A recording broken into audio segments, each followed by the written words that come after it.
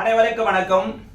பகுத்தறிவு படைத்த மனிதனால் இந்த உலகத்தில் சாதிக்க முடியாததென்று ஒன்றுமே இல்லை என்று கூறி இன்றைய வகுப்பில் இந்திய சாட்சிய சட்டம் 1872 அத்தியாயம் 2 ரெலவன்சி ஆஃப் ஃபேக்ட்ஸ் நிகழ்மைகளுடைய தொடர்புடைய பற்றிய இந்த அத்தியாயத்தில் இருக்கின்ற பிரிவுகள் 5 முதல் 55 வரை. இதில் நாம் இன்று பார்க்க இருப்பது subheading 1 judgments of court of justice when relevant. அந்த நீதிமன்றங்களுடைய தீர்ப்புகள் எப்பொழுது தொடர்புடையது. இதில் உள்ள பிரிவுகள் எத்தனை? 5 பிரிவுகள் உள்ளது, 40 முதல் 44 வரை. இதில் ஏற்கனவே நாம் 40, 41 நாம் பார்த்து விட்டோம். 40 என்ன சொல்லப்பட்டிருந்தது? ரெஸ் ஜுடிகேட்டா. 41 கன்க்ளூசிவ் ப்ரூஃப் ஜட்ஜ்மெண்ட்ஸ் இன் ரெம் பார்த்தோம். இப்ப 42 என்ன சொல்கிறது என்பதை பற்றி இப்போது நாம் பார்க்க போகிறோம். இதை நோட் பண்ணீங்க. என்ன சொல்லுது? irrelevancy and effect of judgments or orders or degrees other than those mentioned in section 41. என்ன சொல்லுது? அந்த 41வது பிரிவில் சொல்லப்பட்டிருந்த அந்த தீர்ப்புகள், கட்டளைகள் அல்லது தீர்ப்பாணைகள் அல்லாத மற்ற தீர்ப்புகள், கட்டளைகள் அல்லது தீர்ப்பாணைகளானது எவ்வாறு தொடர்புடையது என்பதை பற்றியும் அதனுடைய விளைவை பற்றியும் சொல்வதுதான் இந்த பிரிவு 42. சரி, இப்ப நம்ம கேள்வி பதிலா பார்த்தா நமக்கு ஈஸியாகவும் புரியும், அது எப்பவுமே மெமரியில் இருக்கும். முதல் கேள்வி என்ன என்று சொன்னால், வாட் இஸ் ரெலவென்ட்? 42வது பிரிவில் எது தொடர்புடையது என்று சொன்னால், judgments, orders or degrees other than those mentioned in section 41 are relevant. என்ன சொல்றாங்க? அந்த 41வது பிரிவில் சொல்லப்பட்டிருக்கின்ற அந்த தீர்ப்புகள், கட்டளைகள், தீர்ப்பாணைகள் தவிர மற்ற தீர்ப்புகள், கட்டளைகள், தீர்ப்பாணைகளானது தொடர்புடையது என்று சொல்றதா இந்த 42. சரி, அடுத்த கேள்வி என்ன? when it is relevant, அப்படி என்றால் அந்த தீர்ப்புகள், கட்டளைகள், தீர்ப்பாணைகளானது எப்பொழுது தொடர்புடையது என்று சொன்னால், if they relates to matters of a public nature relevant to the inquiry. என்ன சொல்றாங்க? ஒரு விசாரணை ஒன்று நடைபெறுகிறது. அந்த விசாரணையானது எது சம்பந்தமாக இருக்குமேயானால் என்று சொன்னால், ஒரு பொது தன்மை வாய்ந்த சங்கதியை பற்றி அந்த விசாரணை இருக்குமேயானால் அப்போதான் அது தொடர்புடையது என்று சொல்கிறது. ஓகே, அடுத்து என்ன? Is it conclusive proof? அப்படி என்றால் அவைகள் அறுதியான நிறுவனமா என்று சொன்னால், but such judgments, orders or degrees are not conclusive proof of that which they state. என்ன சொல்றாங்க? அவ்வாறு such judgments, அத்தகைய தீர்ப்புகள், அத்தகைய கட்டளைகள், அத்தகைய தீர்ப்பாணைகளானது அந்த தீர்ப்புகள், கட்டளைகள், தீர்ப்பாணைகளில் சொல்லப்பட்டிருக்கின்ற அந்த உரைகளானது அறுதியான நிறுவனம் அல்ல என்று சொல்லுது. அப்படி என்ன?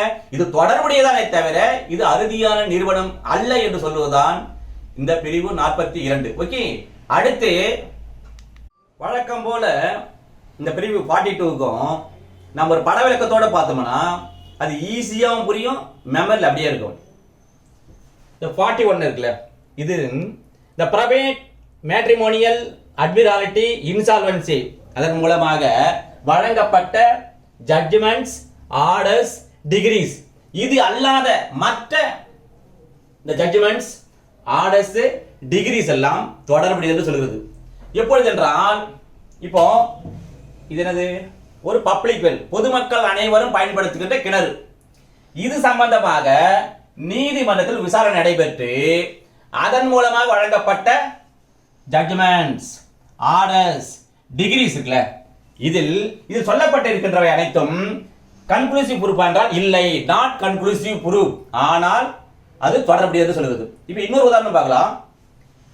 இது ஹைவேஸ், இது வில்லேஜ் பப்ளிக் வழி இருக்குல்ல, இந்த வில்லேஜுக்கு இது சம்பந்தமாக நீதிமன்றத்தில் விசாரணை நடைபெறுகிறது. நடைபெற்ற பிறகு வழங்கப்பட்ட அத்தகைய தீர்ப்புகள், கட்டளைகள், தீர்ப்பாணையில் இதில் சொல்லப்பட்டிருக்கின்ற அல்லது உரைக்கப்பட்டிருக்கின்ற அந்த சங்கதிகள் அது அறுதியான நிறுவனம் அல்ல, அது தொடர்புடையதான் என்று சொல்கிறது. ஓகே, அடுத்து இப்போ இந்த பிரிவுக்கான இல்லஸ்ட்ரேஷன் எடுத்துக்காட்டு இருக்குல்ல, அதை ஒரு பட விளக்கத்தோட பார்த்துருவோம். A sues B for trespass on his land.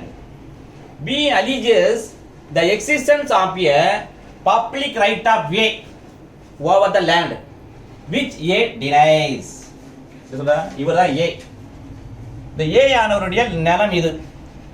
இவர் இந்த B ஆனவர் தன்னுடைய நிலத்தில் அத்துமீறி நுழைகிறார் என்று நீதிமன்றத்தில் வழக்கு தொடுக்கிறார்.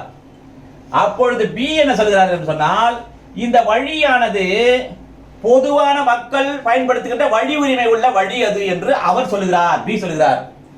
அது A என்ன சொல்றாருன்னா அதை மறுக்கிறார். ஓகே, அடுத்து இவ்வாறு இருக்கையில் the existence of a degree in favor of the defendant in a suit by A against C for a trespass on the same land in which C alleged the existence of the same right of way is relevant, but it is not conclusive proof that the right of way exists. இது அப்படியே ஒரு பட விளக்கத்தோட பார்த்துக்குவோம். இப்போ A, இவர் C.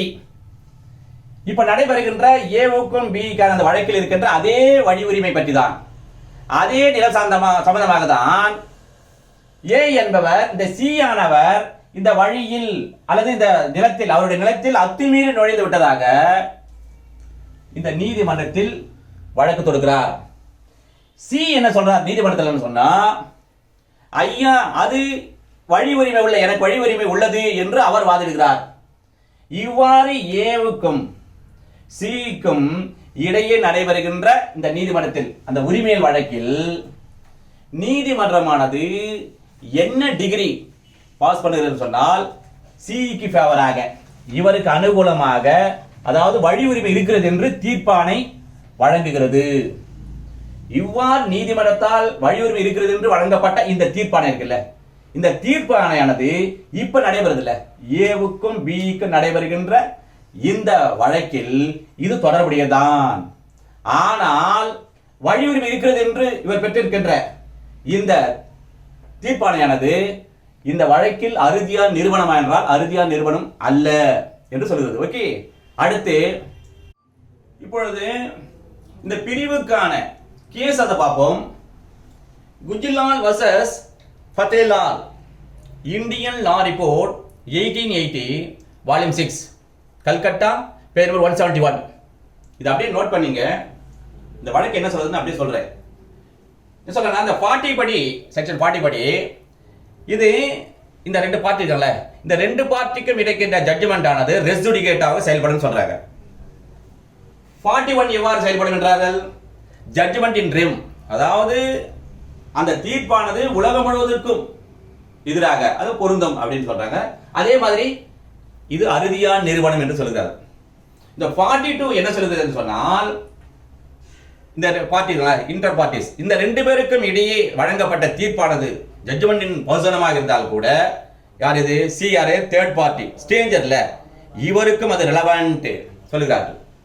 எப்பொழுது என்று சொன்னால், அது பப்ளிக் நேச்சர், பொதுத்தன்மை வாய்ந்ததாக அந்த விசாரணை இருக்கின்ற போதுன்னு சொல்றாங்க. அப்படி என்றால் இதை என்ன சொல்லலாம், எவிடன்ஸாக, சாட்சியமாக எடுத்துக்கொள்ளலாம் என்று சொல்வதுதான் இந்த வழக்கு. ஓகே, அடுத்து இரண்டாவது வழக்கு Umasami versus Appalu, Indian law report volume 12 Madras, page number 9. இதை அப்படியே நோட் பண்ணீங்க. இந்த வழக்கு என்ன சொல்றதுன்னு அப்படியே ஒரு ஸ்டோரி மாதிரி சொல்லிடுறேன். இது டெம்பிள், இந்த டெம்பிளுடைய ட்ரஸ்டி யாருன்னா இவர்கள் அரங்காவலர்கள். இவர்கள் யாரு, இவர் வந்து சட்டம் சில நில உரிமையாளர்கள். இப்போ இந்த ட்ரஸ்டீஸ் என்ன செய்யறாங்கன்னா, இந்த கோயிலுக்கு சேர வேண்டிய அந்த நிலுவைத் தொகையை வசூலிப்பதற்கு உரிமை உள்ளது என்று சொல்லி இவர்கள் மீது, இந்த லேண்ட் ஓனர் மீது வழக்கு தொடுக்கிறார்கள்.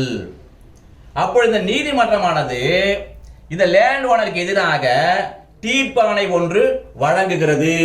ஓகே, இப்படி இருக்கையில் நோட் பண்ணீங்க, நீதிமன்றம் என்ன தீர்ப்பு வழங்குகிறது சொன்னால், இந்த கோயிலினுடைய அறங்காவலர்கள் அதே உரிமையின் கீழ் இவர்கள் யாரு, மற்ற லேண்ட் ஓனர்கள், இவர்கள் மீது வழக்கு தொடுக்கின்றது.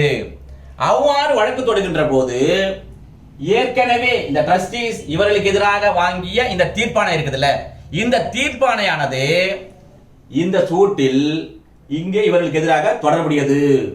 ஏனென்றால் இது பப்ளிக் நேச்சர் என்பதால் என்று சொல்வதுதான் இந்த வழக்கு.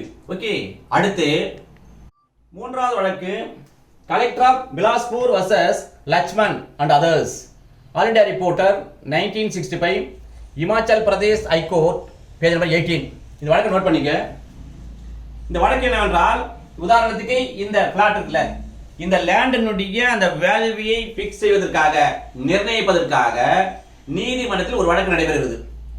நடைபெற்ற அந்த வழக்கில் இந்த நிலத்தினுடைய மதிப்பு என்னவென்று தீர்மானித்து ஜட்மெண்ட் கொடுக்குறாங்க. இதான் ஜட்மெண்ட். அது எவ்வளவுன்னு, value fixed at ₹1200 for square feet என்று பிக்ஸ் பண்ணிட்டாங்க ஜட்மெண்ட். இப்போ என்ன கேள்வி என்றால், இந்த நிலம் இருந்த இதே சிமிலர் நிலம் தான், இதே மாதிரி இருக்கிற நிலத்திற்கு இது விலை எவ்வளவு என்று ஒரு கேள்வி எழுகின்றது. அப்படி எழுகின்ற போது இந்த ஜட்ஜ்மெண்ட் ஆனது தொடர்புடையது, நல்ல எவிடன்ஸ் என்று சொல்வதால் இந்த வழக்கு. ஓகே, அடுத்து இப்பொழுது டிரான்ஸ்லேஷன், மொழிபெயர்ப்பு. இந்த பிரிவில் உள்ள ஆங்கில வார்த்தைக்கு தமிழ் ஆக்கம் என்னவென்று பார்ப்போம். இது எதற்கு பயன்படும் என்று சொன்னால், நாம் டிரான்ஸ்லேஷன் பேப்பர் இருக்குல்ல, அதற்கு மிகவும் பயனுள்ளதாக இருக்கும். முதல்ல என்ன, பப்ளிக் நேச்சர் பொதுத்தன்மை, ட்ரெஸ்பாஸ் அத்துமீறல், கன்க்ளூசிவ் ப்ரூஃப் அறுதியான நிறுவனம், எக்ஸிஸ்டன்ஸ் உலகாய் இருத்தல் அல்லது இருத்தல், ரைட் ஆஃப் வே வழி உரிமை, ரெலவென்ட் தொடர்புடையது, டினைஸ் மறுத்தல், என்கொயரி விசாரணை. ஓகே, அடுத்து இப்பொழுது இந்த பிரிவுக்கான தொடர்புடைய பிரிவுகள் மற்ற சட்டங்களில் என்னென்ன உள்ளது என்பதை பற்றி இப்பொழுது நாம் பார்ப்போம். CrPC 1973 2G enquiry, CPC 1908 section 2 subsection 9 judgments, section 2 subsection 14 orders, section 2 subsection 2 decrees. அடுத்து Indian evidence act 1872 40 res judicata, 41 conclusive proof. Okay, அடுத்து இப்பொழுது how to utilize in trial both civil and criminal. இப்போ இந்த 42 செக்ஷன் இந்தியன் எவிடன்ஸ் ஆக்ட், இதை நீதிமன்றத்தில் ஒரு வழக்கு சாரணை நடைபெறுகின்ற போது எவ்வாறு நாம் இதை பயன்படுத்திக் கொள்ளலாம் என்று சொன்னால், உதாரணத்துக்கு இது திருவள்ளூர் கோர்ட். இந்த திருவள்ளூர் கோர்ட்ல ஒரு வழக்கு நடைபெறுகிறது. இது சம்பந்தமாக பப்ளிக் நேச்சர் சம்பந்தமாக ஒரு வழக்கு சார் நடைபெற்றுக் கொண்டிருக்கின்ற போது, இப்ப நான் தான் பிளைன்டிவ், நான் பிளைன்டிவ் இருக்குல்ல, நான் நீதிமன்றத்தில் ஏற்கனவே ஒரு நீதிமன்றத்தால் வழங்கப்பட்ட ஒரு டிகிரியை, ஐயா இந்த வழக்குக்கு தொடர்புடையது என்று நான் சப்மிட் பண்ணுகிறேன். நீங்க என்ன பண்றீங்க, டிஃபெண்டா அப்பியர் ஆகிறீங்க. நீங்க டிஃபெண்டன்ட், நீங்க சொல்றீங்க, ஐயா as per 42 Indian evidence act படி அவர் கொடுக்கின்ற அந்த டிகிரியானது இந்த வழக்கிற்கு தொடர்புடையதுதான், இது பப்ளிக் நேச்சரா இருக்கிறதுனால தொடர்புடையதுதான். ஆனா அதை வைத்து இந்த வழக்கை தீர்மானிக்க முடியாது, அது கன்க்ளூசிவ் ப்ரூஃப் அல்ல என்று நீங்க என்ன பண்ணலாம், டிஃபெண்ட் பண்ணலாம். இவ்வாறாக இந்த 42 நாம் நீதிமன்றங்களில் பயன்படுத்திக் கொள்ளலாம் at the time of trial.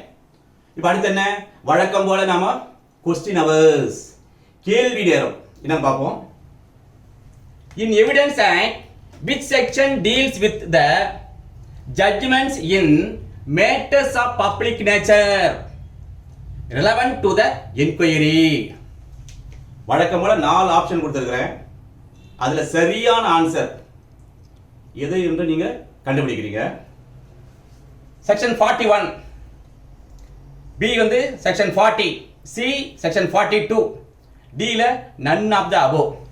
வழக்கம் போல நான் சொல்றது தான், எப்பவுமே எக்ஸாம் எழுதும்போது முதல்ல எது வந்து சரி, இது சரியே இல்லை, அதாவது எலிமினேஷன் ரவுண்ட் சொல்லல, எலிமினேஷன் முதல்ல எது சரியில்லை என்பதை தீர்மானிக்கிறது. இந்த 41 இல்லை, ஓகே. அப்புறம் நன் ஆஃப் த கண்டிப்பா இருக்காது. இப்போ nearing answer and exact answer தெரியுது. அப்போ நியரிங் ஆன்சர் ஓகே, அப்போ exact answer 42 is the exact answer தான் கரெக்ட் ஆன்சர் என்று நாம் டிக் பண்ண வேண்டும். இது நான் வந்து டைரக்ட் கொஸ்டினா கேட்டிருக்கேன். இதையே நீங்க இன்டைரக்டா, ஏன்னா இதே கேள்வி மாதிரிலாம் யாரும் கேட்கறது இல்லை, இப்போ இன்டைரக்டா கேள்வி வரும். அது மாதிரி உங்களால் முடிந்த அளவிற்கு ஒவ்வொரு சட்ட பிரிவுக்கும் இது போன்ற பல கேள்விகளை நீங்களே தயார் செய்து தொடர்ந்து முயற்சி செய்து வந்தால் வெற்றி நிச்சயம் என்று கூறி அடுத்த சந்திப்போம். நன்றி, வணக்கம்.